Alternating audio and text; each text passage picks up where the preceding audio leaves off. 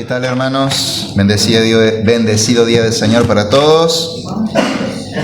Hoy vamos a hablar del inmenso amor de Dios y para ello nos vamos a centrar en un pasaje sumamente conocido que es Juan capítulo 3, de los versículos 1 al 21. Así que abran sus Biblias en el Evangelio según Juan capítulo 3, versículos 1 al 21. Dice así la palabra de Dios. Había un hombre de los fariseos que se llamaba Nicodemo, un principal entre los judíos.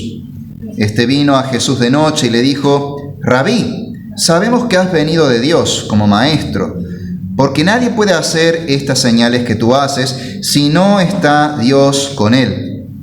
Respondió Jesús y le dijo: de cierto te digo, que el que no naciere de nuevo no puede ver el reino de Dios.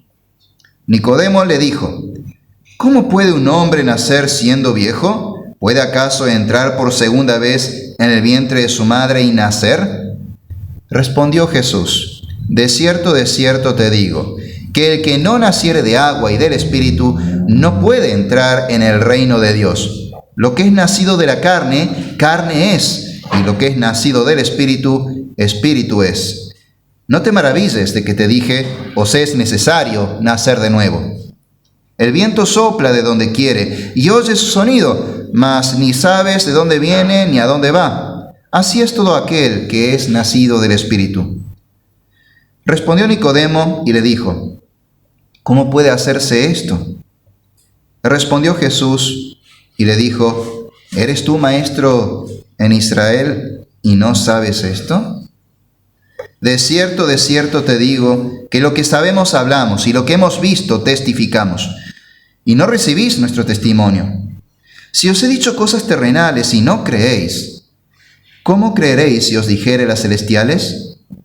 Nadie subió al cielo, sino el que descendió del cielo, el Hijo del Hombre que está en el cielo.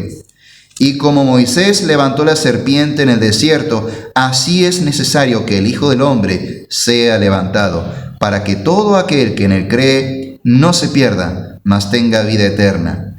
Porque de tal manera amó Dios al mundo, que ha dado a su Hijo unigénito, para que todo aquel que en él cree no se pierda, mas tenga vida eterna. Porque no envió Dios a su Hijo al mundo para condenar al mundo, sino para que el mundo sea salvo por él. El que en él cree no es condenado, pero el que no cree ya ha sido condenado, porque no ha creído en el nombre del unigénito Hijo de Dios. Y esta es la condenación, que la luz vino al mundo, y los hombres amaron más las tinieblas que la luz, porque sus obras eran malas. Porque todo aquel que hace lo malo aborrece la luz, y no viene a la luz, para que sus obras no sean reprendidas. Mas el que practica la verdad viene a la luz, para que sea manifiesto que sus obras son hechas en Dios. Amén.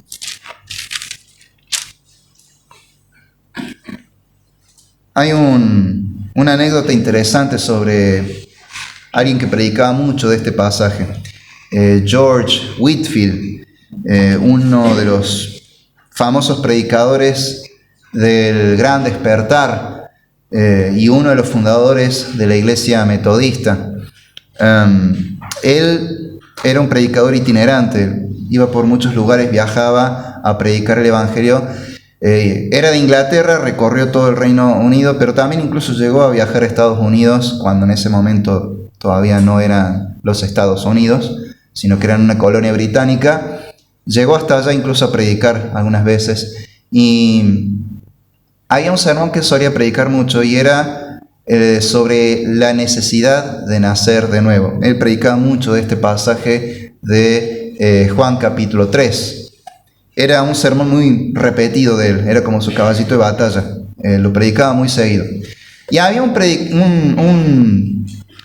oyente que había notado que él siempre predicaba del mismo pasaje y una vez le hizo una pregunta: ¿por qué siempre predicas sobre la necesidad de nacer de nuevo?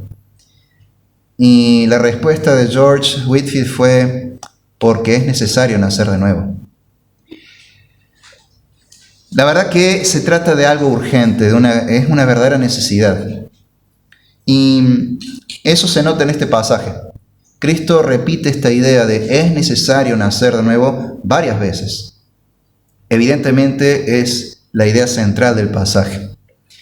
Y todo este texto se trata de cómo nacer de nuevo. Y lo que vamos a ver reflejado en este pasaje es básicamente el amor de Dios. Vamos a ver que el amor de Dios es inmenso.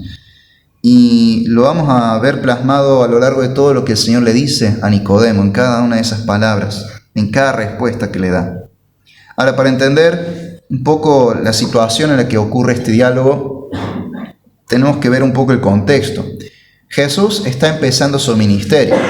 Si vemos, por ejemplo, el capítulo 2, hay dos eventos muy importantes que se narran. El primer milagro que hace Jesús en las bodas de Caná, cuando Él convierte el agua en vino. Eso ya de por sí llamó mucho la atención. Entonces vemos que la fama de Jesús empieza a crecer. Pero no solo que empieza a crecer, sino que también empieza a generar controversia. Y ahí viene el segundo evento que nos narra el Evangelio de Juan en el capítulo 2, que es Jesús purificando el templo, echando a los vendedores, a los cambistas del templo. Y eso obviamente generó un rechazo por parte de las autoridades, generó toda una controversia. Por un lado había gente que veía como algo positivo que Él fuera a purificar el templo, que sacara a estos comerciantes del templo. Otros lo veían como algo un poco desubicado, quizás la forma no era la correcta, o simplemente lo veían como un subversivo, alguien que iba en contra del sistema, alguien que iba en contra del templo, de la adoración a Dios. Entonces había toda una controversia que se genera. Por esta razón es que este hombre, Nicodemo, se acerca a Jesús. Él venía de la rama de los fariseos. El judaísmo en ese entonces tenía varias escuelas de pensamiento. Una de ellas era la de los fariseos. Y los fariseos se caracterizaban por ser muy celosos de la ley, muy practicantes, muy observantes, al punto de que eran incluso legalistas.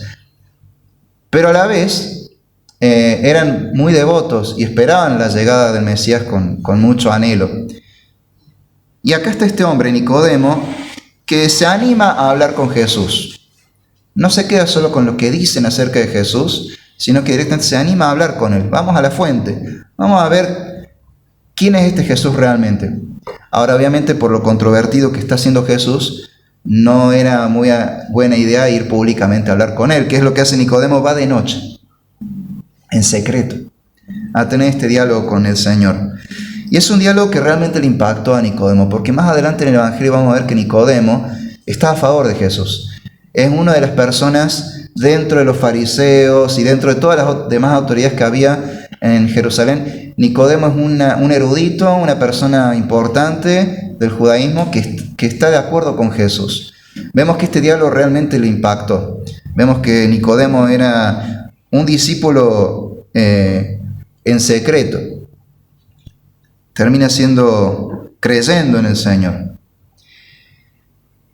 Entonces vamos a analizar este pasaje, lo vamos a dividir en tres partes. Primero vamos a ver lo que nos dicen los versículos 1 al 12, que básicamente nos hablan de la urgencia del Evangelio.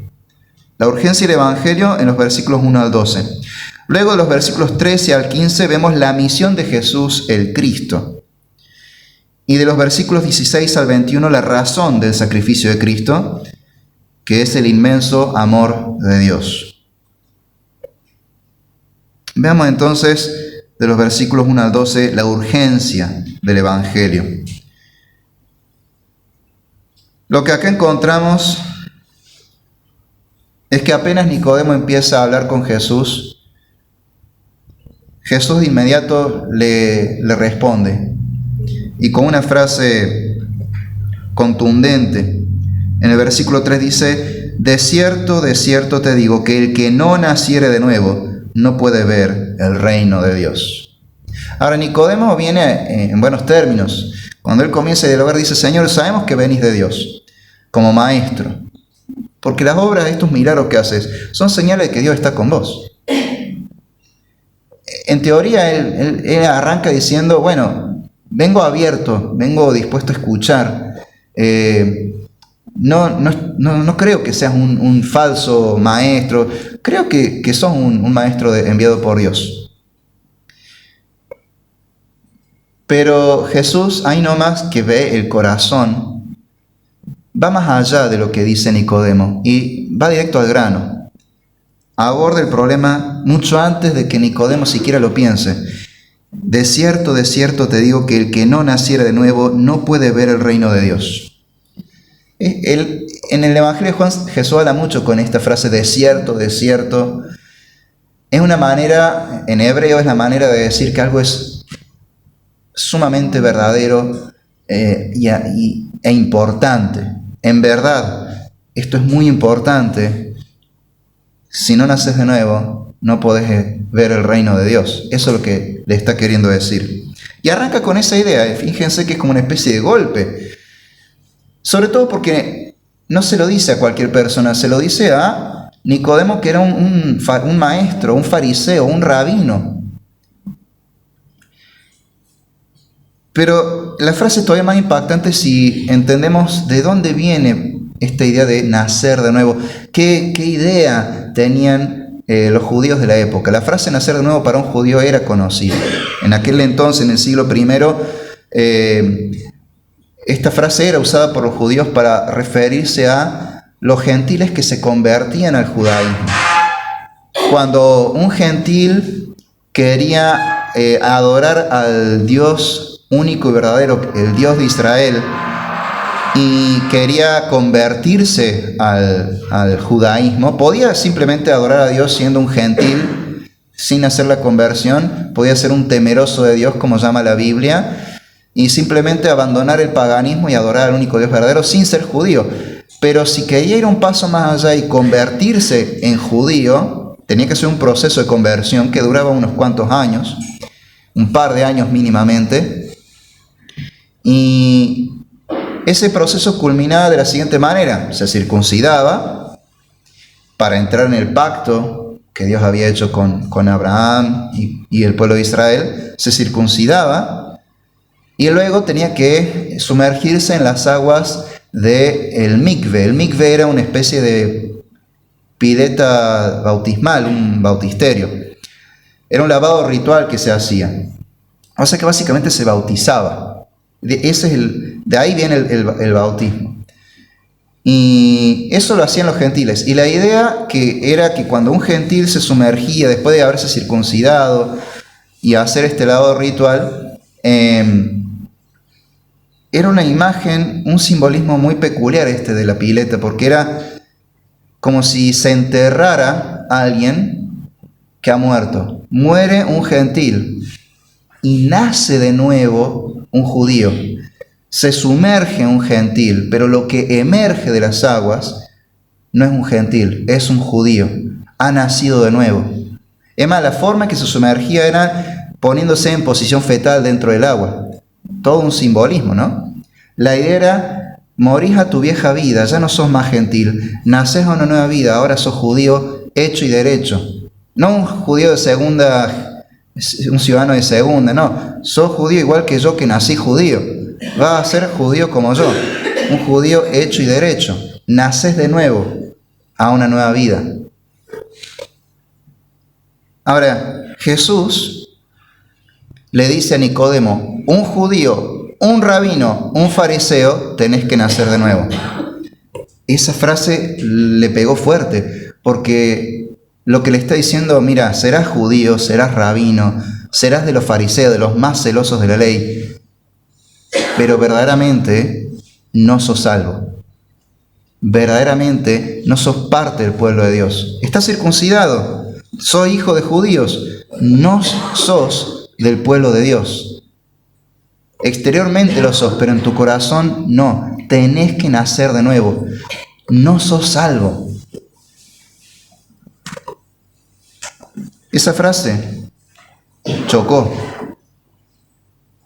Por eso Nicodemo, su primera reacción es como de no entender muy bien de qué está hablando. De hecho, sí entiende, se está un poco haciendo el tonto y responde ahí en el versículo 4, ¿cómo puede un hombre nacer de nuevo siendo viejo? ¿Puede acaso entrar por segunda vez en el vientre de su madre y nacer?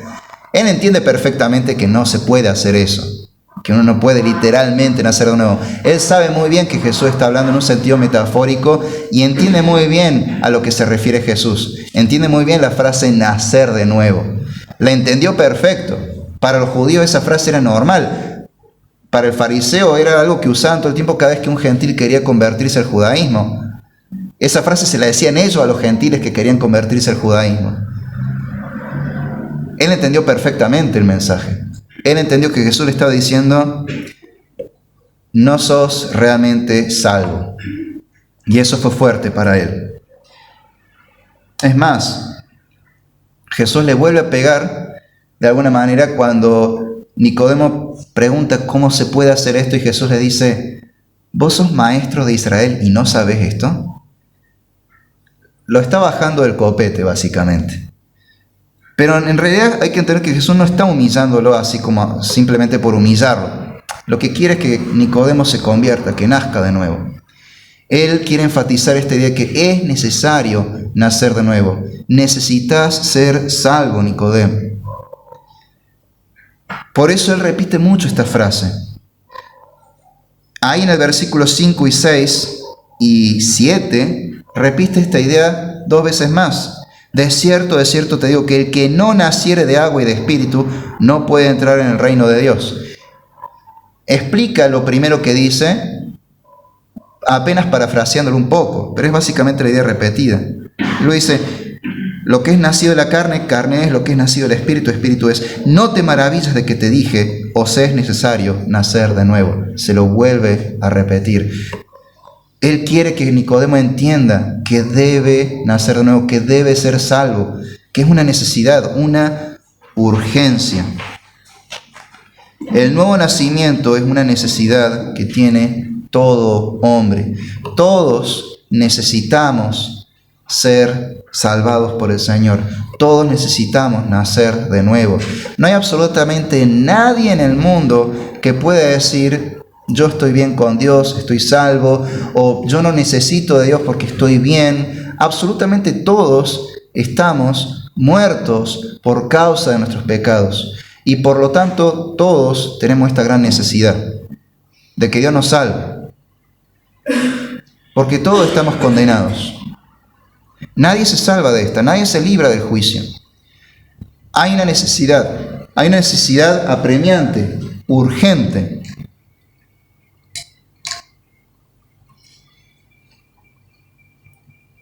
Jesús lo dice 2 veces de forma clara y contundente. Os es necesario nacer de nuevo. Se trata de una necesidad.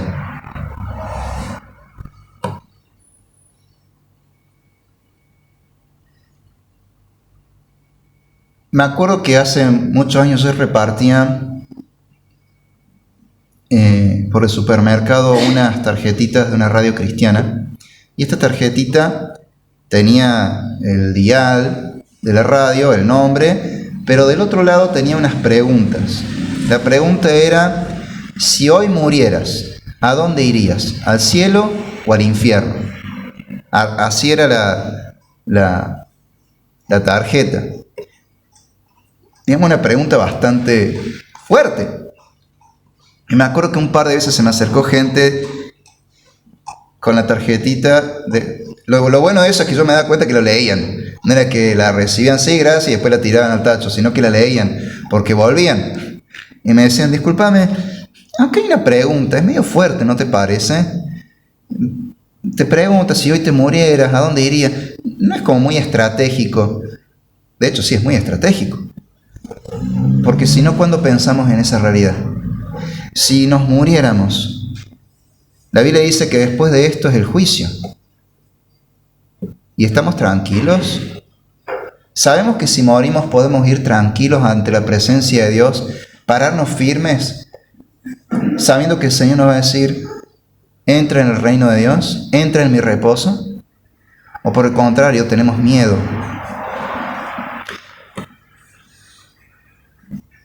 Es algo que debemos pensar, porque en realidad no sabemos cuándo nos vamos a morir.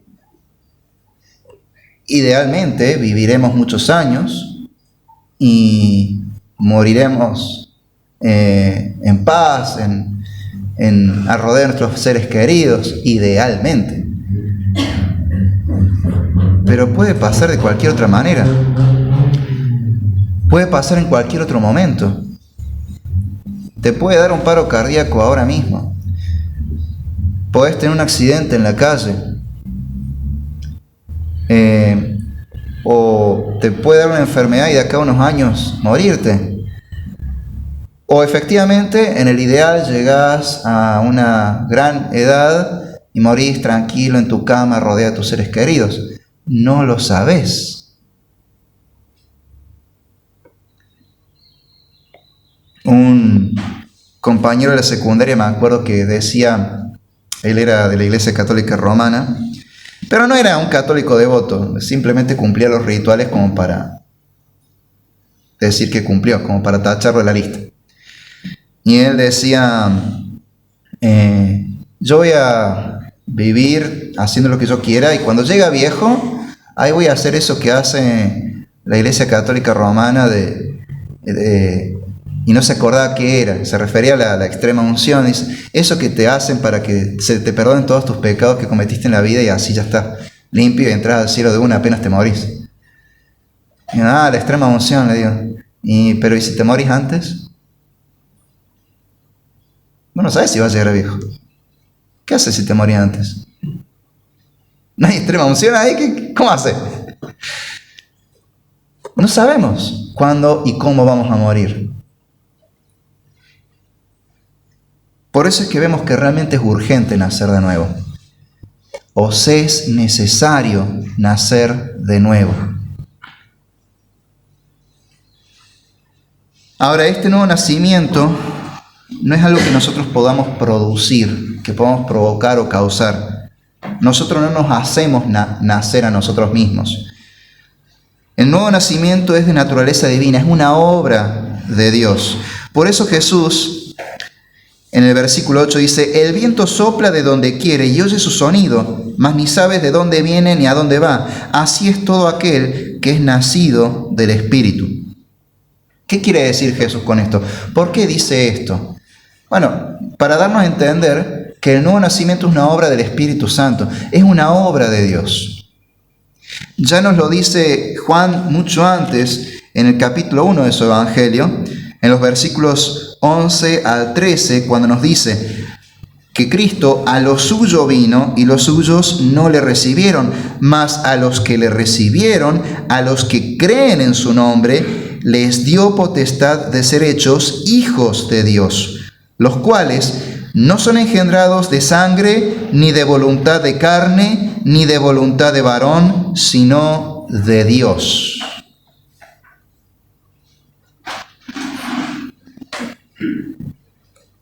Por ahí algunos piensan, bueno, yo vengo de familia cristiana, yo soy cristiano. ¿Qué tiene que ver eso? Tus padres eran cristianos, tus padres eran salvos, pero vos es otra historia. Vos sos otra persona, no sos tus padres. Ellos tal vez son salvos, pero vos necesitas nacer de nuevo. Cuando salí a evangelizar una vez me topé con una señora que me dijo, de vuelta también con la tarjetita, leyó la pregunta, se me acercó, medio que preocupada por la pregunta, y después me dice, bueno, pero yo tengo una prima que es monja. Allá la monja, o sea, ella hace su vida, si se salva, se salvará ella. Salvate vos. Vos necesitas nacer de nuevo. La monja está haciendo lo suyo, veremos si se salva o no. Vos tenés que nacer de nuevo, vos sos quien necesita el nuevo nacimiento.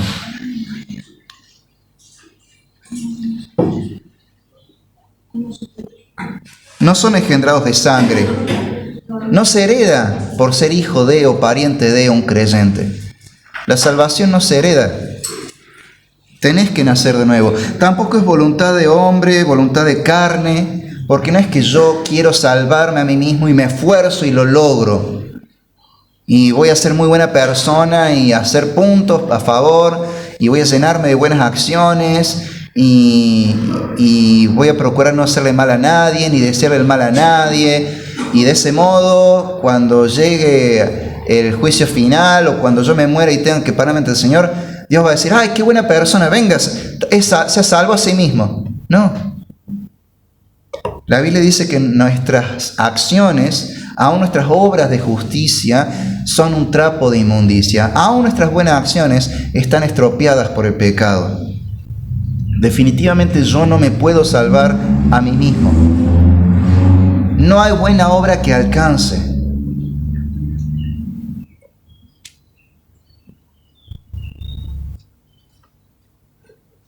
Son engendrados por la voluntad de Dios. Es Dios quien nos da la potestad de ser hechos hijos de Dios. Él nos hace nacer de nuevo. El Espíritu Santo obra en pecadores y les da la convicción del pecado. Los convence, les hace ver que son pecadores, que están perdidos, que necesitan de Dios, que necesitan de la salvación que ofrece Jesucristo. El Espíritu Santo es el que los mueve al arrepentimiento y a que crean en Jesucristo. Es Dios quien hace esa obra. Yo no me puedo nacer a mí mismo. Dios me hace nacer.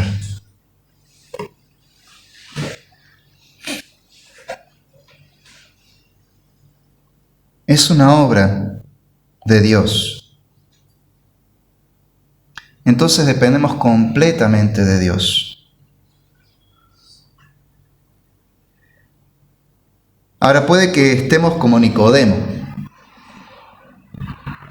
Nicodemo dice, ¿cómo puede hacerse esto? Y Jesús responde, ¿eres tú maestro de Israel y no sabes esto? De cierto te digo que lo que sabemos hablamos y lo que hemos visto testificamos y no recibís nuestro testimonio. Si os he dicho cosas terrenales y no creéis, ¿cómo creeréis si os dijere las celestiales? En otras palabras, hay una confrontación. Jesús está contrastando el testimonio de los profetas y de él mismo, de Cristo, frente a la incredulidad de los fariseos. Fíjense que él por un momento le habla directo a Nicodemo y después le habla en plural, porque Nicodemo a su vez actúa como representante de los fariseos. Entonces por un lado le dice, vos sos maestro de Israel y no sabés esto, deberías saberlo. Vos se supone que estudiaste las Escrituras, que sos un maestro, un erudito, pero no sabés esto. Eso es una prueba de que no has nacido nuevo y de que necesitas nacer de nuevo. Pero ahora, Nicodemo, vos como representante de los fariseos, todos ustedes, ninguno ha creído en nuestro mensaje. Vino Juan el Bautista a predicar el mismo mensaje, no le creyeron. Vengo yo a predicar el mismo mensaje, no me creen. Está en las Escrituras, lo leen en Moisés, en los profetas. Son eruditos de eso. Se jactan de ser observantes de la palabra de Dios. La conocen muy bien y sin embargo no creen esta gran verdad que enseñan las Escrituras, que las Escrituras vienen testificando desde Moisés hasta Cristo. Necesitan nacer de nuevo.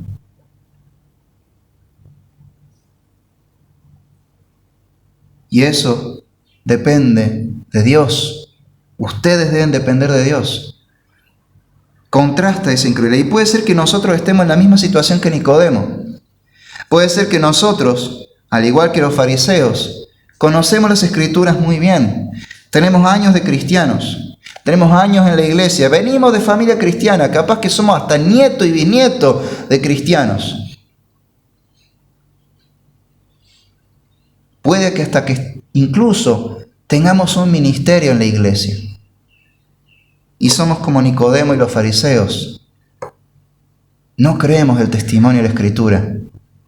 No nos damos cuenta de que todavía no hemos nacido de nuevo. Puede ser que pensemos que somos salvos y no lo somos.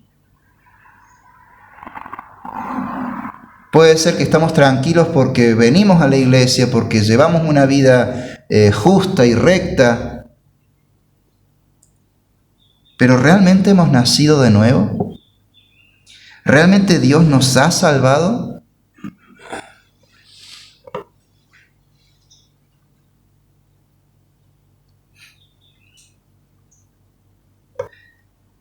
Ahora, después de hacerle ver a Nicodemo la urgencia del Evangelio, la necesidad de nacer de nuevo, le explica cuál es su misión, cuál es la misión del Cristo, del Mesías.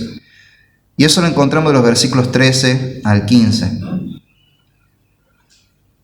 Nadie subió al cielo, dice Jesús, sino el que descendió del cielo, el Hijo del Hombre que está en el cielo. Y como Moisés levantó la serpiente en el desierto, así es necesario que el Hijo del Hombre sea levantado, para que todo aquel que en él cree no se pierda, mas tenga vida eterna. Acá sucede algo maravilloso. En estas pocas palabras, Jesús ya le dice a Nicodemo de que el Mesías tiene dos naturalezas. Es de naturaleza divina y es de naturaleza humana. Es Dios y es hombre. Es Dios que se ha encarnado, que ha tomado un cuerpo humano, se ha hecho hombre. Eso también para un judío es algo que te vuela la cabeza. Es algo no solamente maravilloso, sino incluso increíble, inaceptable. ¿Cómo Dios, que es glorioso, se va a humillar a convertirse en un ser humano? Es impensado. ¿Cómo Dios va a rebajarse? ¿Cómo Dios va a humillarse de esa forma? Pero el Nuevo Testamento nos explica que eso es precisamente lo que hizo Dios. Por ejemplo, Filipenses 2 nos habla de que Cristo, siendo Dios, se humilló y se hizo siervo. Y fue a la muerte en la cruz. Realmente Dios se humilló. Cuando Jesús dice entonces, nadie subió al cielo sino el que descendió del cielo, el Hijo del Hombre que está en el cielo, está hablando de esta doble naturaleza. Hay alguien que bajó del cielo, el Señor, y toma esta figura del Hijo del Hombre, que es una figura que ya aparece en el libro del profeta Daniel, donde se habla de, en una visión que tiene el profeta Daniel, él ve a alguien que parecía un hombre, pero que era un ser celestial, y que estaba ante el trono de celestial, ante el trono de Dios, y tenía la autoridad para reinar en el mundo.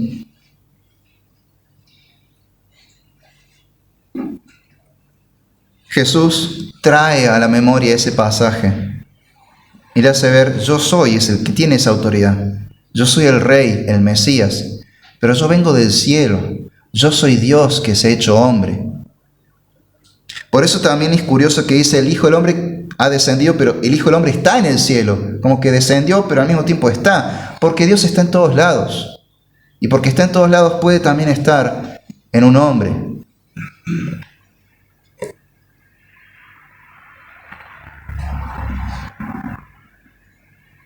Y Dios ha hecho semejante obra, hacerse hombre, para salvar a la humanidad.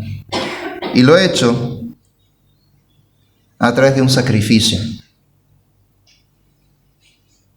Entonces Jesús trae también a la memoria otro pasaje que está en Números capítulo 21, versículos 4 al 9, donde se nos cuenta que el pueblo de Israel, en una de sus tantas rebeliones contra Dios, murmura porque no hay pan ni agua, y como resultado de esa murmuración, de pronto empiezan a ser asediados, atacados por serpientes venenosas.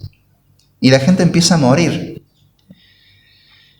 Y Dios le dice a Moisés que haga una serpiente de bronce, la ponga en una estaca y la eleve, la ponga en un lugar que sea visible para todos. De modo que cualquier persona, cualquier israelita que fuera mordido por una serpiente venenosa, al mirar a esa imagen de una serpiente crucificada, no moriría por el veneno, sino que viviría. Jesús toma esta imagen porque esa serpiente es un tipo de Cristo. En la Biblia, en el Antiguo Testamento, tenemos muchas historias, elementos, figuras que de alguna manera están hablando de Cristo antes de que Él venga. Por ejemplo, el rey David era un tipo de Cristo. Su vida, su reinado, servían de prototipo, de un anuncio de que habría un rey que vendría y salvaría a su pueblo. El arca de Noé también es un tipo de Cristo, el único medio de salvación en medio del juicio de Dios.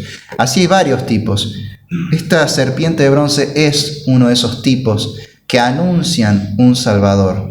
Ahora, lo interesante es que una serpiente clavada en un madero, lo que está diciendo es que nuestros pecados serán juzgados y condenados por alguien o en alguien que va a ser clavado, que va a ser crucificado en un madero. Es impresionante esa imagen. Y Cristo se lo dice a Nicodemo. Le dice que Él tiene que morir, que Jesús va a morir por los pecados, que Él va a cargar con nuestros pecados al ser crucificado. Él viene a morir. El Mesías no venía, como pensaban los fariseos, a traer un reino contra Roma y con su ejército conquistar el mundo. No, el Mesías venía a salvar al pueblo muriendo por los pecados.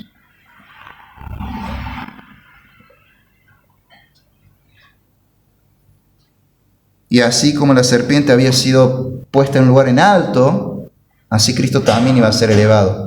Y esto de ser levantado tiene dos ideas. Por un lado, Él mismo debe ser crucificado, debe ser levantado en una cruz, debe morir. Y todo aquel que mire al que cree en Él será salvo. Así como los israelitas, cuando eran mordidos por serpientes venenosas, miraban a esa serpiente de bronce que estaba elevada y no morían, sino que vivían. De la misma manera, todo aquel que cree en Jesucristo, que ha muerto por nuestros pecados, no morirá, sino que tendrá la vida eterna. Pero por otro lado, Cristo será levantado de otra manera. Él resucitaría y sería exaltado, levantado hasta los cielos como Rey, en gloria. Todo esto es lo que Jesús le está diciendo a Nicodemo, para que entienda cuál es la misión del Mesías. Jesús vino a salvarnos de nuestros pecados, y para eso Él tenía que morir por nuestros pecados y resucitar al tercer día.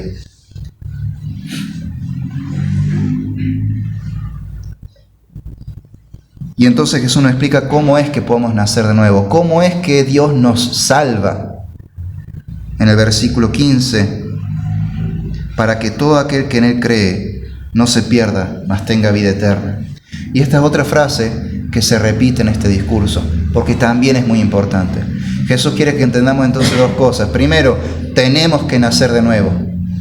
Dios tiene que salvarnos. No podemos salvarnos a nosotros mismos. Necesitamos que Dios sea nuestro Salvador. Y lo segundo es que esa salvación Dios la provee a través de la fe en Jesucristo, para que todo aquel que en Él cree no se pierda, mas tenga vida eterna. Ahora, ¿por qué Dios quiso salvarnos? Porque hasta ahora lo que vemos la realidad es que somos pecadores, estamos condenados, estamos perdidos, nos rebelamos contra Dios. Nosotros buscamos nuestra propia muerte, nuestra propia condenación. Pero, ¿por qué entonces Dios querría salvarnos? Uno por ahí preguntaría, ¿qué habrá visto Dios en mí para querer salvarme? Él solo vio condenación, vio pecado, vio rebelión, vio inmundicia, vio muerte, no vio nada bueno. No es que te vio especial, vio un pecador, eso es todo lo que vio.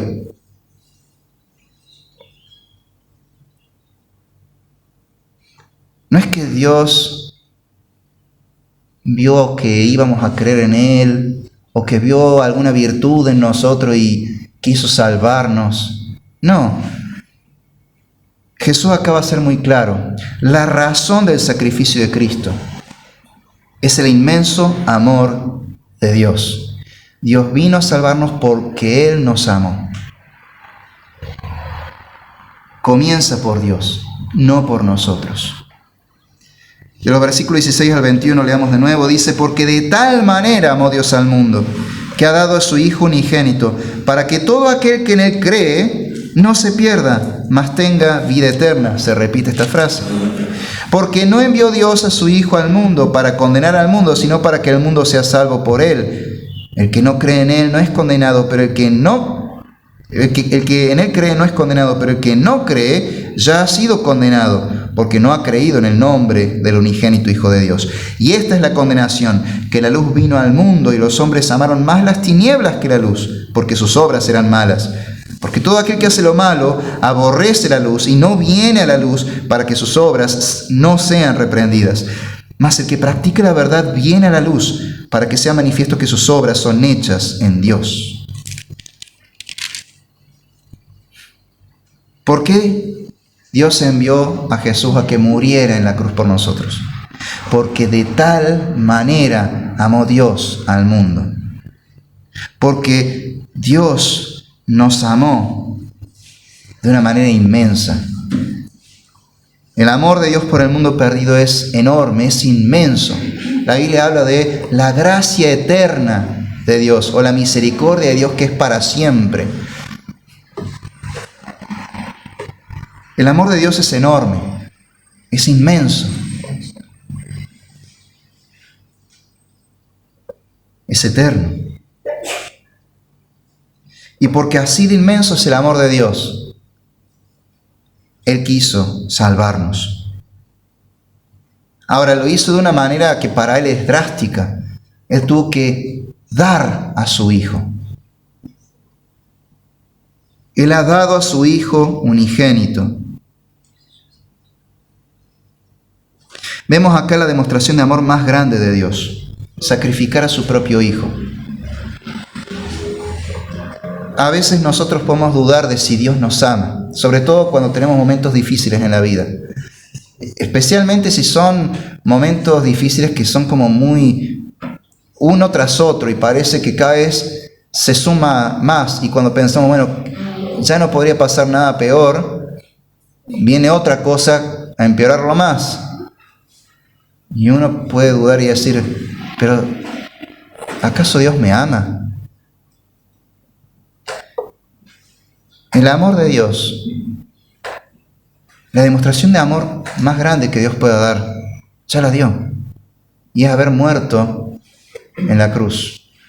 Es que su Hijo muriera por nosotros en la cruz. Esa es la demostración más grande de amor.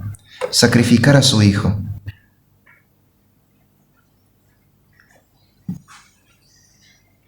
Tenemos que empezar a dimensionar el amor de Dios.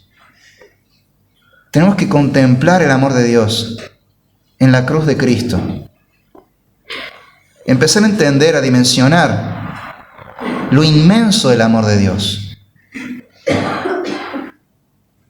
De que a pesar de que somos pecadores, de que a pesar de que no somos dignos, de que a pesar de que merecemos el juicio y la condenación eterna, Dios nos amó tanto, pero tanto, que sacrificó lo más preciado para Él. El Hijo se ofreció, vino a dar su vida por nosotros.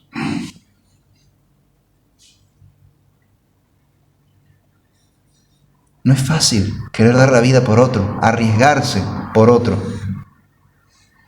Salió en las noticias que en una escuela de acá de Córdoba, una directora fue denunciada por maltratar a los docentes y a los alumnos y hacer abuso de autoridad, abuso de poder. Y algo interesante que salía en esta noticia era que, si bien fue un grupo de profesores que eran víctimas de esta directora los que hicieron la denuncia, no todos los profesores que habían sido víctimas se animaron a hacer la denuncia, porque cuando iban a sumarse más, de alguna manera esta directora, que se ve que tenía contactos, se enteró de que se había mandado la denuncia al Ministerio de Educación. Debe tener algún contacto ahí que antes de que se publicara le dijo, che, te están denunciando tus propios profesores, fulano y mengano están ahí anotados. Entonces ella fue y habló con varios profesores y queriendo provocar división y amenazarlos, y varios profes que iban a sumarse a esta denuncia dijeron no, porque tenemos miedo. Ahora era algo para ayudar a otros también. Imagínense, hay profesores que sabían que había que hacer algo bueno, corregir una situación, por miedo al peligro, no se animaron a decir la verdad. Se trata de algo pequeño, no se trata de tengo que cruzar la calle y empujar a alguien para que no lo atropelle el auto sabiendo que me puede atropellar a mí, no. Se trata simplemente de decir, voy a ser testigo en una denuncia, pero no se animaron. Y no es que va a denunciar a un narcotraficante que te puede matar, no, era una directora de un colegio. De un colegio público encima. El Estado tiene un sistema que por ahí te protege bastante. En teoría no es que te van a despedir. Entonces, aún así, no se animaban. No era tan grande el riesgo, pero no se animaban por miedo. Imagínense si uno tiene que arriesgar su vida para salvar a alguien. Nos costaría un montón llegar a tomar esa decisión. Pero Cristo dio su vida.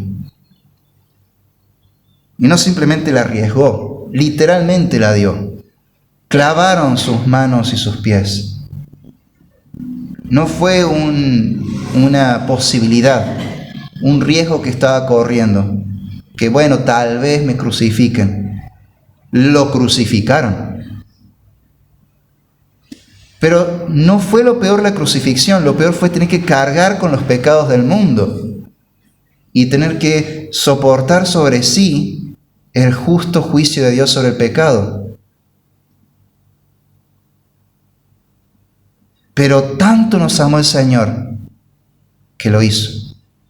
Tenemos que empezar a dimensionar semejante amor y agradecer al Señor por tan grande misericordia. Esa es la demostración de amor más grande que Dios pueda dar a cualquiera, el sacrificar a su propio Hijo. Ahora esta salvación llega solamente a los que creen en Él. Este versículo de Juan 3:16, que es muy famoso y lo usamos mucho para evangelizar, me encanta porque deja muy en claro una cosa. No es que, bueno, Jesús murió, ya pagó por los pecados de todos, listo, quédate tranquilo, sos salvo. Sino que hay una condición: todo aquel que cree en Él no se pierda, mas tenga vida eterna. Dios amó tanto al mundo que dio a su Hijo para que el que crea en Él tenga vida eterna. La salvación es para todo aquel que cree en Jesucristo, pero la condenación es para los que rechazan el Evangelio de Jesucristo. Este versículo solo lo dice con mucha claridad, pero por si no fuera claro, Jesús lo vuelve a explicar. Porque no envió Dios a su Hijo al mundo para condenar al mundo, sino para que el mundo sea salvo por Él. El que en Él cree no es condenado, pero el que no cree ya ha sido condenado porque no ha creído en el nombre del unigénito Hijo de Dios. No hay término medio. O crees en Jesucristo o no crees en Jesucristo. Si crees en Jesucristo tenés la vida eterna. Tus pecados te son perdonados. Olvídate, Dios ya no te va a condenar por eso. Pero si no crees en Jesucristo, vos solo ya te estás condenando. Y más adelante, Juan el Bautista dice en capítulo 3, versículo 36 del Evangelio de Juan: el que no cree en el Hijo, el que cree en el Hijo tiene vida eterna, pero el que rehúsa creer en el Hijo no verá la vida, sino que la ira de Dios está sobre él. Si vos rechazás el Evangelio, si vos rechazás la salvación que solamente Dios te puede dar a través de Jesucristo únicamente, vos solo te estás condenando, vos solo te estás entregando al justo juicio de Dios, a su ira sobre tus pecados. No hay otra forma de salvarte que no sea esa.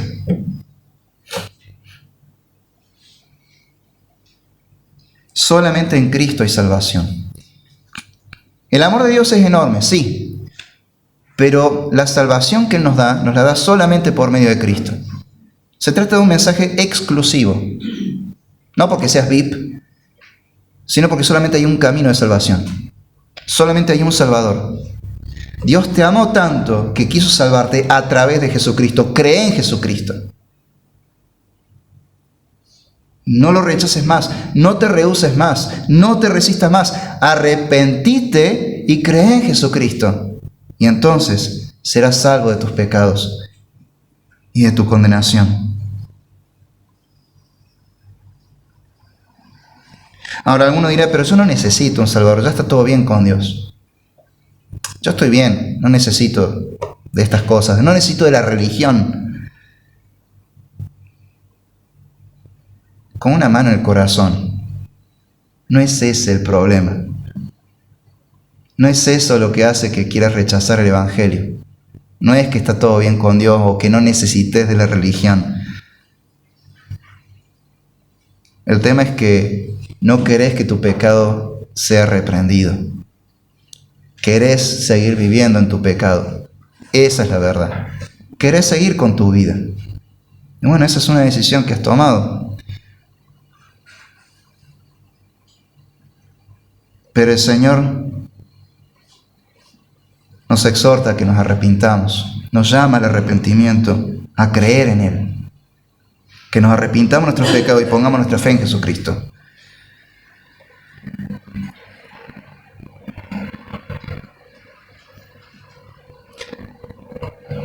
Esta es la condenación, que la luz vino al mundo y los hombres amaron más las tinieblas que la luz, porque sus obras eran malas. Porque todo aquel que hace lo malo aborrece la luz y no viene a la luz para que sus obras no sean reprendidas. Mas el que practica la verdad viene a la luz para que sea manifiesto que sus obras son hechas en Dios. Los pecadores rechazan al Señor, pero los nacidos de nuevo vienen al Señor. Los nacidos de nuevo no rechazan la luz. Cuando el Espíritu Santo empieza a obrar en tu vida y empieza a darte la convicción del pecado, te lleva a que te acerques a la luz, donde tus pecados van a ser expuestos, pero el Señor te va a limpiar y te va a salvar. Y tu vida entonces va a estar consagrada, dedicada al Señor. Y a partir de entonces tus obras van a ser hechas en Dios. Esto es lo que significa esta frase, que nuestras obras son hechas en Dios. Significa que nuestras vidas están dedicadas a Dios, consagradas al Señor. Los nacidos de nuevo, aquellos a quienes el Espíritu Santo lleva al nuevo nacimiento, no temen acercarse a la luz, a la verdad de la palabra de Dios, sino que con urgencia corren al Señor, porque han entendido la urgencia del Evangelio, que necesitan nacer de nuevo, que necesitan ser salvados por el Señor. Ellos vienen a Cristo para que Cristo los limpie, los lave, los perdone y los salve y los restaure.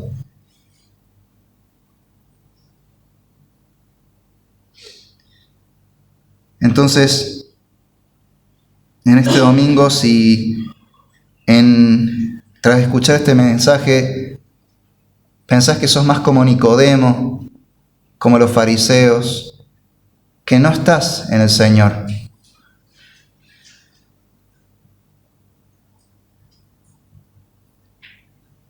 no lo dejes pasar. Nicodemo después de esto cambió. Nicodemo no pudo seguir adelante igual. Después nos cuenta el Evangelio que él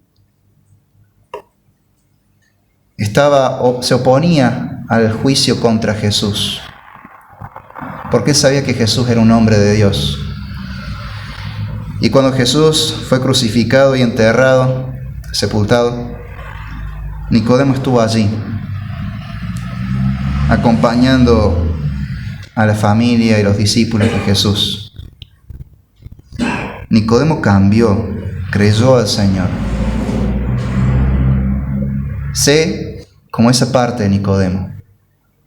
Arrepentite de tus pecados y pone tu fe en Jesucristo.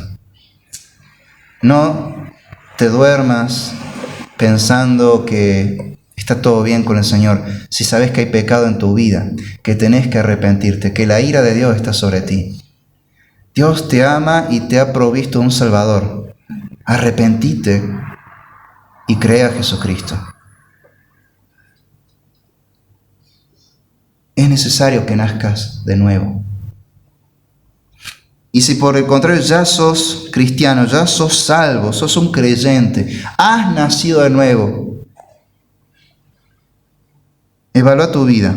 ¿Estás viviendo una vida dedicada a Dios? ¿Estás viviendo una vida consagrada a Dios? ¿Tus obras son hechas en Dios? ¿Practicás la verdad, como dice Cristo en el versículo 21? ¿Venís a la luz? ¿Son tus obras hechas en Dios? ¿Son tus obras hechas para la gloria de Dios?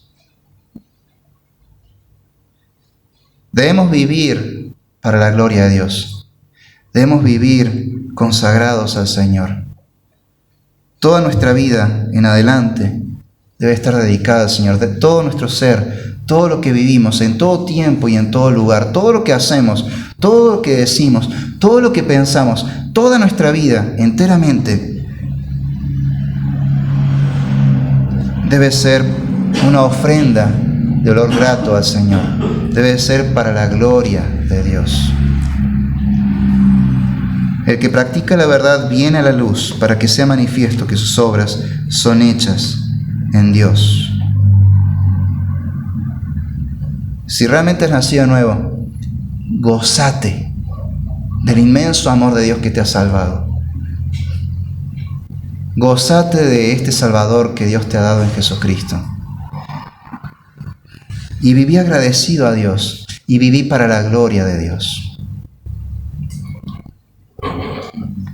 Tenemos un Dios que nos ha amado inmensamente. Demos gloria al Señor.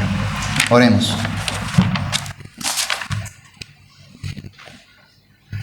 Señor nuestro, Dios nuestro y Padre nuestro, te damos gracias por ese inmenso amor con que nos has amado, ese amor eterno, esa gracia y misericordia eterna. Señor, perdona que muchas veces no dimensionamos tu gran amor. Muchas veces vivimos olvidando de dónde nos has salvado, de dónde nos has sacado. Señor, no queremos ser como Nicodemo y los demás fariseos al inicio que estaban cómodos en su posición como creyentes.